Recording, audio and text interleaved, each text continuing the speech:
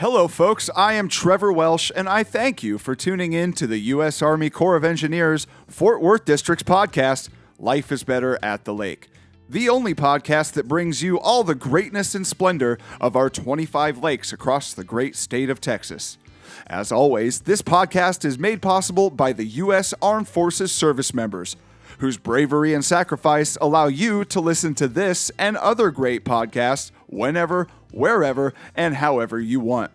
To get the full effect, you can watch my guest and I interact on the YouTube version of this podcast.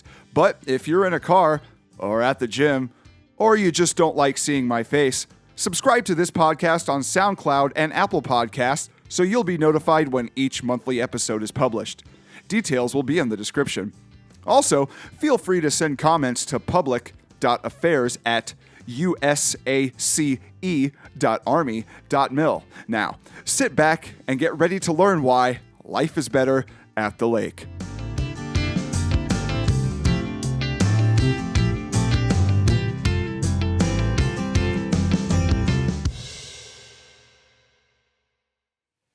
Hey folks, welcome back to another episode of Life is Better at the Lake. Today I'm here at Waco Lake and I'm with the lead ranger out here, Michael Champagne. How you doing today, Mike? I'm doing good. It's been a fun adventure out here in Waco. Came out here, we're filming this on the 21st, right? Yeah, I came out here on, when was that, the 18th? Yes.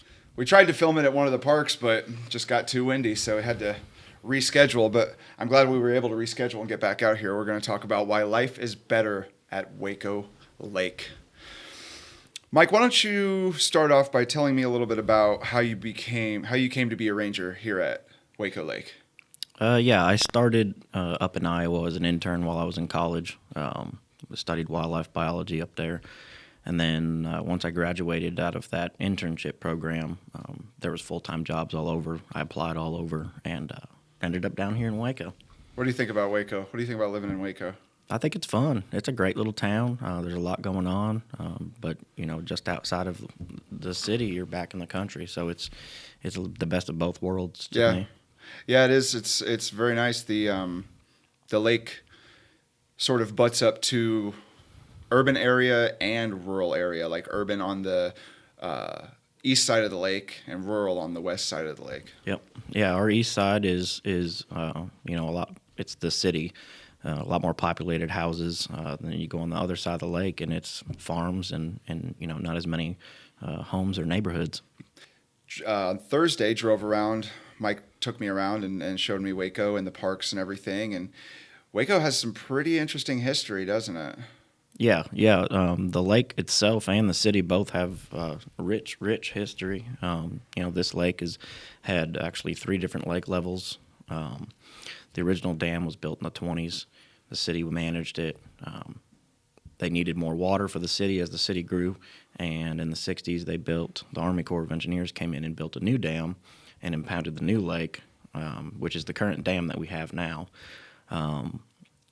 But with greater need for water, the city and the Corps of Engineers worked together with some planning, and then after about another 20 years, they raised the level of the lake. So the dam stayed the same, but they raised the level of the lake 7 feet in 2003 to provide more drinking water for the city and the county. But water supply isn't the main reason for the lake, is it? Why does the lake exist? Why is it so important? So Waco Lake was built, for a flood protection for the city.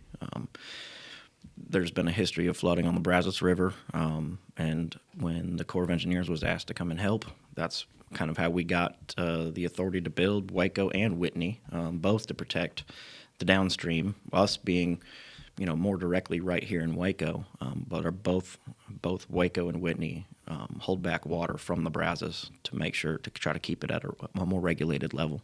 What river was dammed to make this lake?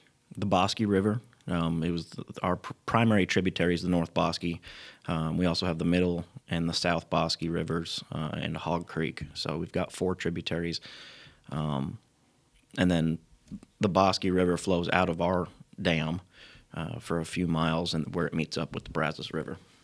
So this dam, just like the dam at Louisville, Benbrook and Bardwell on the last 3 episodes. It's an earthen embankment dam, but this one is a little bit different because it's got a different spillway, right? Tell me about the spillway you guys got.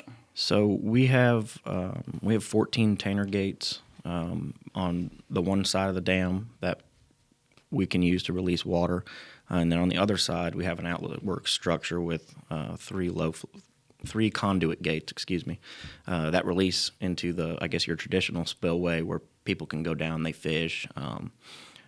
So we've got 2 different options for releasing water. We tend to do our major releases, the larger ones, at the Tanner gates, but we have 2 different options there to be able to release. When we went out to the dam and drove on top of the dam, we couldn't go all the way. We had to turn around and enter from the other side because they're doing work out there. Who's out there and what are they doing on the dam? So we have the Tennessee Valley Authority. It's another federal agency. They're working on repairing, doing preventative maintenance, bearings, seals, all that greasing, our structures, our gates. They're also right now, what you saw the other day, they're painting them, cleaning them off, painting them to help protect them from, this Texas heat's pretty brutal on machinery, and this is very large, expensive equipment, and we have to maintain it, and so that's what they're here doing. And this dam's a little bit different also in the fact that it's open to the public. You can hike and run and bike on top of the dam, right? Right. So we have about a 3-mile trail on top of the dam. It is a public use as far as they're allowed to hike, bike, walk.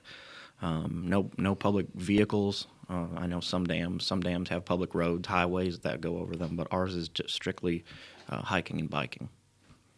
Speaking of running and biking and trails, you guys got quite a few trails out here at the lake, right? Yeah, so most of our trails are actually in the area we call Lacey Point. It's an access area. There's a boat ramp, but then there's also an entire section of trails, multi-use, equestrian, hiking, biking, and it spans from Lacey Point to Reynolds Creek, where we have our equestrian campground. So either side you can access the trails from. I couldn't tell you off the top of my head how many miles, but it's a neat area. It used to be an actual park, but with the changing designations and the raising of the lake, the park was closed, and it's kind of let the wild take it over. And then also at the wetlands, the Waco Wetlands, which is an outgrant of ours. We lease it to the city of Waco. They maintain trails out there as well. Tell me a little bit more about the wetlands. It's pretty interesting when they raised the lake level the 3rd time. The old wetlands is now underwater, so they had to make a new wetlands. Tell me about the purpose of that. So before they raised the level another 7 feet, through the regulatory department, they were able to determine that certain wetlands, natural wetlands, were going to be inundated by water. And so many trees were going to be inundated by water when we raised the level of the lake. And so part of the mitigation for losing the natural wetlands and the trees, the city of Waco was responsible for creating wetlands, which is what we have now is the Waco Lake wetlands, and then also planting trees around the lake. So the Waco Lake wetlands, it's managed by the city of Waco. It's our federal, it's Army Corps of Engineers property, and they manually pump water out of the North Bosque River, and it filters through the wetlands and comes out the other side cleaner than it was when it went in. So it performs the actual water quality. It does what a wetland's supposed to do. Yeah. But it also provides educational opportunities. They've got partnerships with Baylor University to do studies. They've got I think Texas A&M and Texas Tech have gone out there to do studies. There's tons of school programs. The person who runs it, Nora, over there, she's got an educational center where kids can come in. She does tons of programs for schools and students, teaching about where our water comes from and what the process is to go from rain to your drinking water. Yeah, that's a really interesting and valuable partnership that you guys got out here with the city of Waco and Baylor and all those other organizations. Tell me, you also had a really valuable and interesting partnership to build a new area out on the river. It's pretty important for you guys and important for the public. Tell me a little bit about that. Yeah, so in 2018, we applied for a handshake partnership, which is basically a grant from headquarters. And we were given $20,000 from headquarters to, we're in the process of building more river access here at the lake. So we're building, we are pretty much done with the one at Bosque Park, which is where our spillway is. We've got a kayak, hand launch canoe, basically it's a hand launch ramp. So we built a road that goes down to the riverbank, and there's a gravel area where people can load their kayaks. We put in 10 picnic sites in there, and we partnered this. So this is a big project, though. We partnered with the state, Texas Parks and Wildlife. They were able to put in money from grants that they got. The city of Waco's been involved. Keep Waco Beautiful, the Waco Fly Fishing Club, the Bench Litter Patrol, Group W Bench Litter Patrol. I always get that confused. And a local company, Central Crush Concrete, as well. All these partners got together. Oh, and the Waco Paddle Club. I don't want to forget them. Everybody's been meeting together. We've been meeting for a couple years and pooling our resources to make this project happen. And we've got another one on the other side, on the lake side.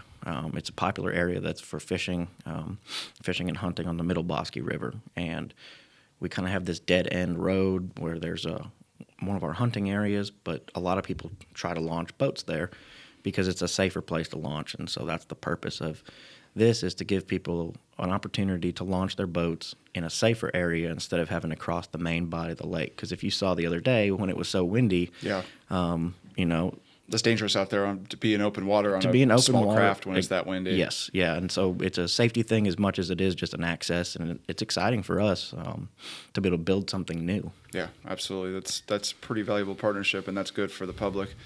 You, speaking of hunting, tell me about the hunting areas and opportunities that you have around the lake. So we have seven hunting areas around the lake, wildlife management areas that are open to public hunting. We have maps that are available. We've got a digital map through our website that you can go to, and you can actually pull up on your phone in real time and see where you're at in our hunting areas. Oh, that's cool. That was created by one of our rangers. She put that together, and it worked with some of the other lakes, doing it up in the Metroplex as well. But we've got 7 areas. It's open to it's public hunting. We only require permits during deer gun season. Being more of an urban lake, we try to limit not everybody running around out there at the same time. It just helps make it a safer experience for people. So we're going to be doing a little bit of a different thing this year with our permitting system. Traditionally, we all meet at where you and I met the other day, and we meet with the public. They bring their applications, and we draw numbers, and then they get to pick what week they're going to go and hunt, and what location. This year, due to some of the current restrictions, everybody's going to submit their applications to us, and the drawing is going to be done here at the office, and everybody will be assigned an area in a week as to when and where they will be hunting. And how do they submit those applications to you? So the applications, if you go onto our website, you can find all the information there, but basically they can either be mailed to our office here in Waco, the 3801 Zoo Park Drive. And all this information will be in the description box for the video. Yes, or they can email me the applications and the waivers of liability. You want me to read my email out? No, everything. Okay, perfect. But yeah, so they can send all the applications in. They're due by August 15th, and then at that point we will do the drawing. And we still want people to be able to hunt. We're just trying to find ways to make it work with current restrictions with the state and the city, and with everything that's going on, this is the best way that we've figured to do it for this year. Outstanding. You figured out a way to be able to still do it, because people love to hunt, people love recreation, and you guys are doing it great. Yeah, we're excited. I think it's gonna be another great year. Good. Do you allow hunting for anything more than deer? Yeah, so we have our hunting we have small game, so your squirrels and rabbits. We have hog hunting. We've got some areas that have quite a few hogs. I know, speaking with some of the local hunters, actually, they've been going out and kind of reporting to me. One of our areas, they've got 27 hogs, I think, Wow. in the last few months. So we've got them. They move around, but then we've got deer hunting and pretty good dove hunting as well, and duck hunting. And we have on our maps delineations of where people can hunt ducks and where they can't. We try to keep people from hunting them on the main body of the lake, being such an urban lake. There's, with all the houses and other people recreating. We try to meet everybody in the middle. But yeah, there's a lot of great hunting opportunities here. Really just limited to, no fur bearers, and we don't have any predator hunting. Tell me about the parks and campgrounds that you guys got. So we have 4 Class A campgrounds. Midway and Airport are both open year-round. Those are kind of our flagship parks. Midway's kind of a smaller park, but it's really close to I-35, really easy to get there. And then Airport Park's our largest campground as far as, it's all 50-amp campsites. We have 8 screened-in shelters that I showed you the other day, which is basically, it's power and water and electric. Got a ceiling fan in there. Got a ceiling fan and bug screens up so you can sit in there with your family. Some people set up tents in there. We've got a group shelter. And then we got Reynolds Creek, which is more of a primitive kind of smaller campground. It's got quite a few sites, but they run off 30 amp, and it's I like Reynolds Creek. I think it's really pretty there. A lot more trees. But Airport Park's got the view of the view of the lake everybody wants. They want to be right there on the lake. And then the other campground is Spiegelville Park, and that one's pretty popular as well. I mean, all 4 parks are booked every single weekend during the summer. How many rangers do you have here on staff? Right now we've got 3. So you guys work heavily with game wardens Yes. to enforce water safety on the lake. Yep. Yeah, we have 2 game wardens in our county right now. We have a partnership with them. They store their boats here at our office.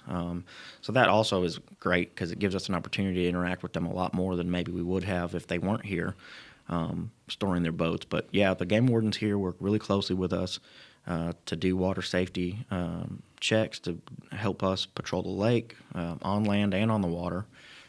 Just last night, we were working with them to try to get the message across to some people with jet skis that they can't do whatever they want. But Right. But I mean, that's the partnership with us. We've built that relationship with them that they know if we call, we need help. I know they'll be there. And then more recently, the sheriff's department has also purchased a few boats and gotten some training for their deputies to help as well on the lake patrol and keep an eye on the area. Mike, tell me a little bit about a flood that you guys recently had and some damage that it did that you guys are working on repairing. Yeah, so it's about a little over a year ago. We flooded about 11 times in the last few years, so It's hard to keep track of them all. But about a year ago, we had a flood that hit us pretty hard. We lost a lot of our infrastructure in the campgrounds, but also in the day use parks. So right now, the only park we still don't have open is Airport Beach, and that's where we were the other day. The metal rooftops got ripped off by the flood. The bathrooms were destroyed.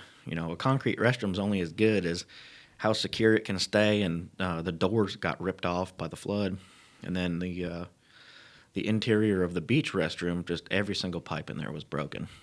We've got supplies. We're starting to put that stuff together. We try to weigh out. We're working on parks. We've got parks that are open. We've got all 4 campgrounds open. The other day use area, everything else is open. And when you got parks open, you've got electrical calls, you've got plumbing calls, water leaks, and you try to maintain what you've got open, as well as. And in the meantime, try to fix the stuff that was broken from the floods. And then you get stuff, just the other day we had actually yesterday, somebody ripped the door off one of our bathrooms, one of the showers. So that's in the back of my truck. We got to figure out, basically repair the frame, put it back in. But, it's hard to keep up with stuff when it gets abused, I guess. Yeah, it's all about responsible recreation. You guys, you told me that you had issue with trash at some of your locations. Yeah, it's mostly in our day use areas. Bosque Park, which is where we've got that new boat ramp. It's a really, really popular fishing area right at the spillway. Mm-hmm. So when we're letting water out, it's slammed with people, and we've been having a lot of problems with trash, people leaving it behind. And we've got trash cans out there. We've got a dumpster, but when the trash can's full, people just throw it on the ground, and some weekends it's like wading through garbage, and it's beer cans and that's unfortunate and fishing garbage. And yeah, we've luckily there's some local folks who really they care for the park, and that have kind of stepped it up, and they come out there and they pick it up on their own time with their own stuff, and then they were talking to us about it before. But yeah, it's tough to keep parks rolling like that, and and then you feel bad when somebody's got to wade through trash to go fishing. Yeah.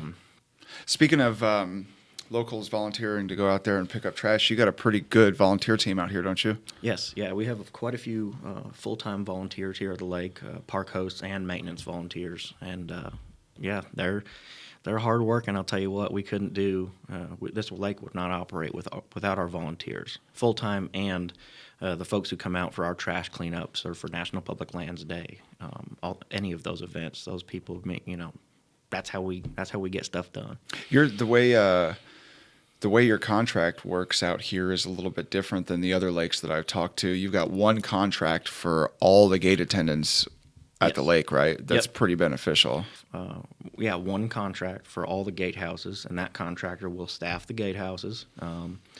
And it's been great. It's saved us a lot of money on the training time and just some of the oversight of each individual contract. But it's allowed us to revisit the way we run, the way we operate, and it's been working out great. I'm glad we did it. And then those people that live up in the front are now volunteers, and they're performing that same service that they would have if they were the gate attendant. They're doing rounds through the park. They're keeping an eye on the park. They're picking up trash or reporting work orders. They're our eyes. So, with only 3 park rangers, we've got extra people in each park that are telling us, hey, I just noticed that there's a limb down. After the storm came through. It's that type of service that we're getting that is great. It's a huge benefit to us. That's awesome. That's really good. The parks probably wouldn't operate as efficiently without those contractors and volunteers, huh?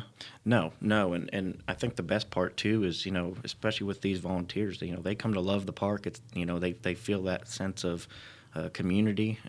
It's essentially their home. yeah, and it's essentially their home. But you get a lot of people. They take pride in what they do, and I think if we do a lot of good by them to make sure that they have the supplies that they need to do their job, and in return we get amazing work out of some amazing people. Awesome.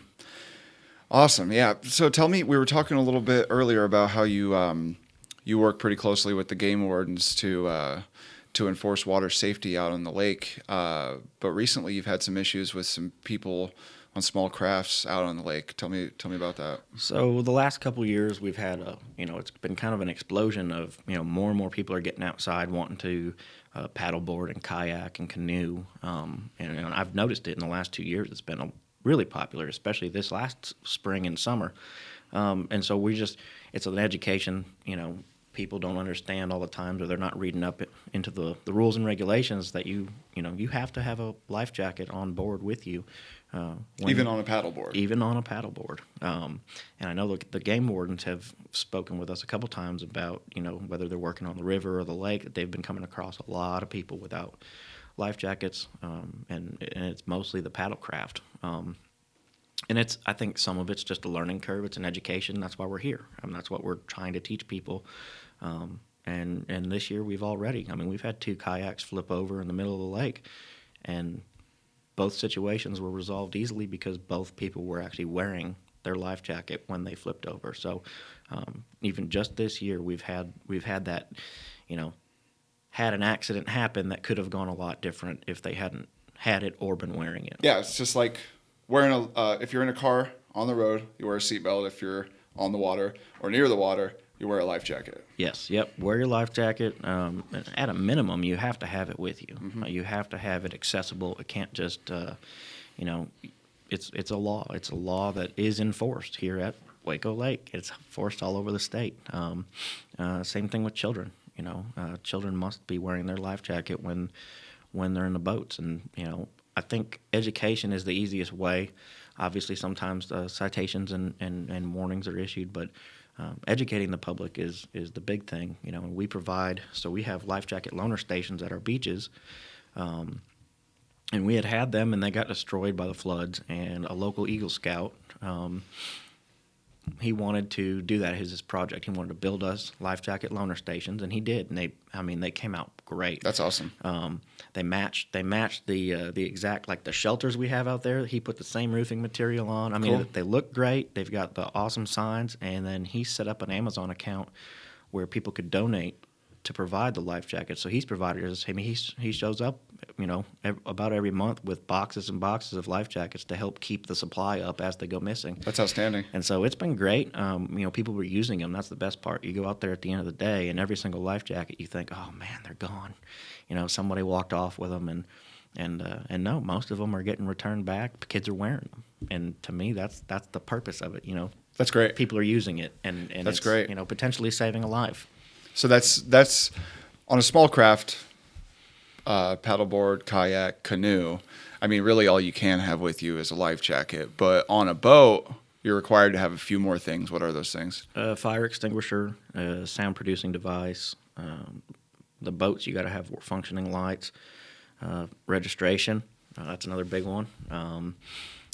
And on the boats, you got to have a throwable device. So it's a Type 4 throwable. It's that square seat cushion, or you know, the big ring, which you don't have to have that on a jet ski. Right. But you know, so every boat is different, and it depends on the length of the boat. You know, there's any boat owner, before you go out, you got to make sure you understand the regulations specific to your boat. And we've got rental companies that rent out boats and jet skis, and they work hard to make sure, you know, because there they've got novice users, and it's been a learning curve for them. But we've had, again, it's through the education, people are being safer and working together to make sure we're putting people on the water that know what they're doing. Good. Yeah. Yeah, you're right. It is about the education. Most people don't understand how valuable a life jacket is until they need it. Yes. Yeah. So you are you're all about partnerships out here, from what I can tell. The first time I saw your name, since I've been working at the Fort Worth district, was when you sent me an email and a little story and some photos attached, and I was amazed, because I'm gonna let Mike talk about this, but I've never seen a bald eagle in real life, and these photos and story that he sent me, I just thought it was absolutely amazing. Tell me about what you guys did. So it was probably a year ago in April time frame. We've got a few nesting bald eagles at the lake, a few nesting pairs, and we've got a lot of people that watch them. They keep an eye on the nests. They take pictures of them every single day, and they kind of keep me in touch on, you know, hey, we got 2 eaglets. This is, you know, they're healthy, blah, blah, blah. Well, unfortunately, our eagles have had a few mishaps with their nest construction, and they have put it in dead trees that end up breaking during storms. And we had a bad storm. It came through, and the next morning I got calls from some of the local photographers saying, hey, the nest's down. Both of the eagles are on the ground. One was in. They were both injured, one much more than the other. So I went out there with the game warden, and actually our civil engineer technician came with me, and we were able to get the eagles into a dog crate and transport them to the local rehabber, who then held on to them for a couple days before this Last Chance Forever is this eagle rescue down in San Antonio, and they specialize in, you know, raptors and especially eagles. So they took care of the eagles. They did the surgery on the one, and then unfortunately didn't make it. That was the male, and then the female did make it. They were able to rehab it, train her to hunt, train her to fish, train her to fly, because she was only a few weeks away from being on her own already. They trained her how to hunt and fly? That's crazy. Yes, yeah, and it is amazing just listening to to the story and the methods that they do to train these birds to be out on their own without imprinting on them, so that way they depend on people. And they were ready to release it, and it was right around the time we got all these restrictions with the COVID-19, and they were running out of room in their area there, and the eagle was ready to go. So I said, come on, we'll do just a couple people here to go release it. So it was myself and the game warden and the people from the rehab. And yeah, we released the eagle, and I just saw her 2 days ago. She's still out here after a few months on her own. So she's been doing good. She's been hunting. I've been seeing her with fish. She hangs out at the airport beach, right? Yeah, she's kind of over by Airport Beach. She likes. There's a lot of dead trees that are really good right there on the edge of the water for fishing. So she hangs out over there. And then at the same time, she had a juvenile crested caracara, which is another bird of prey. And she asked if she could release that one there too. So we got to see that bird get released. And I haven't seen it, but we have some other caracaras in the area, so it's kind of hard to figure out which one is which at that time. Yeah. But it's one of those, the eagles here at Waco, you kind of know based on where they're at, which ones they are. The folks who are out there every day have a much better, they know a lot better than I do, but I know that this is that juvenile that we released, and it's cool just that she's hanging around, Yeah, that is a good cool. success story going from a failed, the nest that fell to being rehabbed and trained and released to the wild. And Mike here is a pretty skilled photographer. It's one of your hobbies, huh? It's a hobby I've recently picked up. If you don't have enough expensive hobbies, there's always more to pick up. and I've got some local guys that have been really teaching me, kind of the ropes and how to adjust the camera and how to work the camera. And I was ready to upgrade from the cell phone, and it's been fun. I've been having a lot of fun. I've gotten some really great shots. It's mostly luck, I think, at this time. But I am learning. I enjoy it. It gets me outside. Yeah, it's been a blast taking pictures around the lake, and it gets you, on my days off, it gets me out exploring areas that I don't have time to look at, or, when I'm at work, we're mostly in the campgrounds and this and that, and, it gives me a chance to go explore the wetlands. Now, I know the wetlands better than I would have if I didn't, take up that hobby.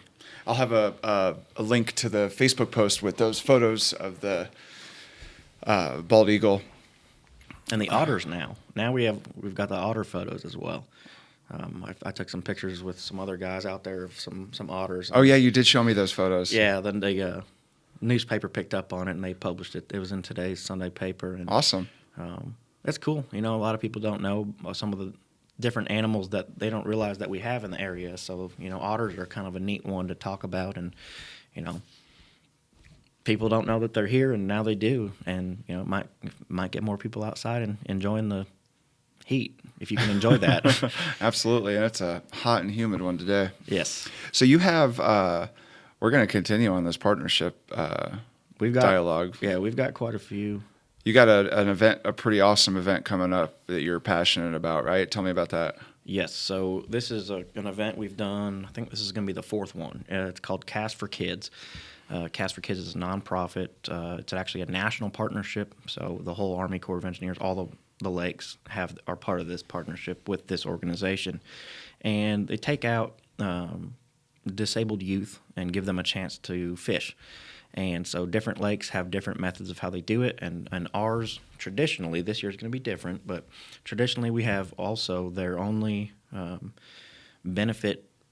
They have a tournament and an event where people can bid to fish with professional fishermen. So we have a pro-am tournament at the same time as the kids fishing event, and all that money goes towards helping fund more events like this all over the country. And they've been, to my understanding, reaching out to other lakes in the Fort Worth district to host events. I think Proctor and Belton are both either have had or will have events coming up. But ours is on July 11th this year, and it's going to be smaller because this year is, well, every year is all about the kids. This year there's no tournament. It is just taking these kids out fishing.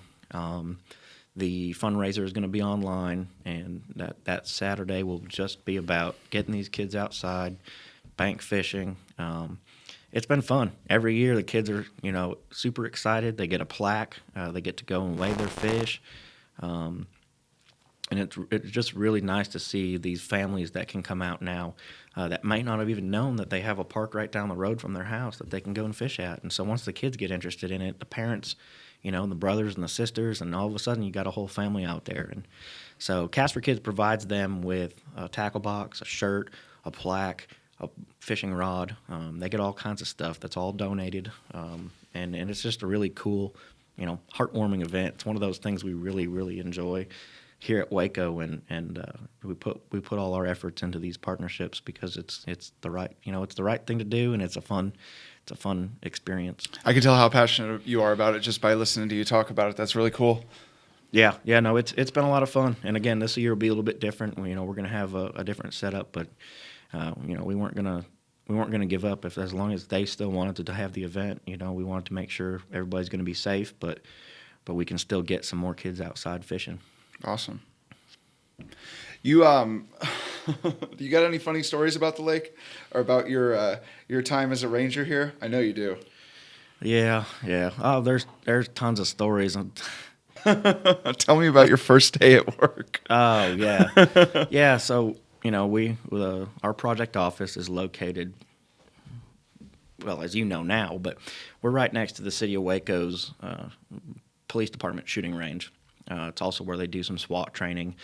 Just another block over is the training center for the local community college for emergency services. So, most days at work, we don't even think twice. You got this gun range going off, and it you don't think about it. Well, my first day coming to work, they were doing SWAT training, and so as I was pulling up, they had a vehicle pulled over around the corner by their range. And they had full, the officers were out there in their full SWAT, throwing a smoke grenade or something into the car and pulling people out. And I was like, man, where did I move? It was one of those first days that you're like, I can still turn around. But no, I mean, it's been great. It's every place you go, there's some, your office is always near something weird, and that one's been pretty weird, but now we're used to it. But that was a first day I'll remember. You got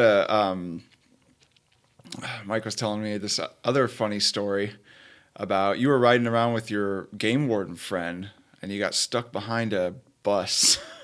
Oh yeah, that was a few years ago. That was on my personal time. It wasn't here at work. But yeah, we were driving around.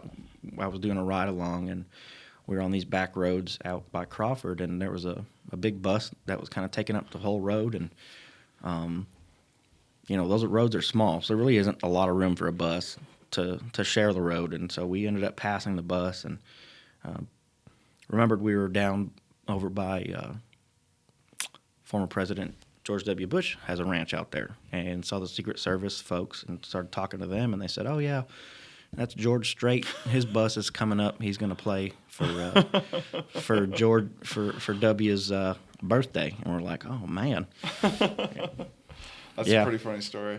But yeah, I mean, there's all kinds of stuff that goes on at the lake. There's all kinds of goofy things that happen. But it's a fun lake to work at. It really is. There's never a dull day, and if it is, it's because you're not doing something right. There's always maintenance to do. There's always people are always out here. It runs a lot better though when it's open. So these floods have been taking a toll on us. Just people want to be outside. We want people to be outside, but our mission here, is number one is flood risk management. So we flood our own facilities and damage our own facilities in order to protect the city of Waco and other downstream cities. So makes sense. I think we're getting that. In the last how many floods we've had, people are starting to understand. It doesn't help the frustration, but people are understanding, oh, okay, well, that's why you can't release water right now, or that's exactly why we're flooding. It's again, just like the life jackets and water safety, it's all about education. People need to know, and that's what we're here for. Absolutely. Well, folks, I think that's going to do it for us here at Waco Lake. Thanks so much for listening. Make sure you follow us on Instagram at USACE Fort Worth, USACE Fort Worth, Facebook.com/USACE Fort Worth. Twitter is USACE_Fort Worth. You can catch this podcast on YouTube, SoundCloud, Spotify now, brand new. Just got a channel on Spotify, so you can listen on Spotify. And, of course, Apple Podcasts and on Facebook. And all that information, along with the information for Cast for Kids, how to obtain a hunting permit, and any other information that we talked about will all be in the description box below. Mike, thanks so much for your time. Yeah, thanks for coming down. For doing it a second time since the first time didn't work out. Well, it worked. You just couldn't hear anything from the wind. Yeah. Unfortunately, we had to film this one inside just to be safe. It looks like it might even rain today, and it's really humid, so it's more comfortable inside. Yeah. But don't let that fool you. Life is definitely better at Waco Lake. Y'all need to come down to Waco. If you see Mike out at the parks or on the water, definitely say hi. And I think that's going to do it for us. Awesome. Thanks so much, Mike. Yeah, thanks for coming down. Catch you guys on the next episode.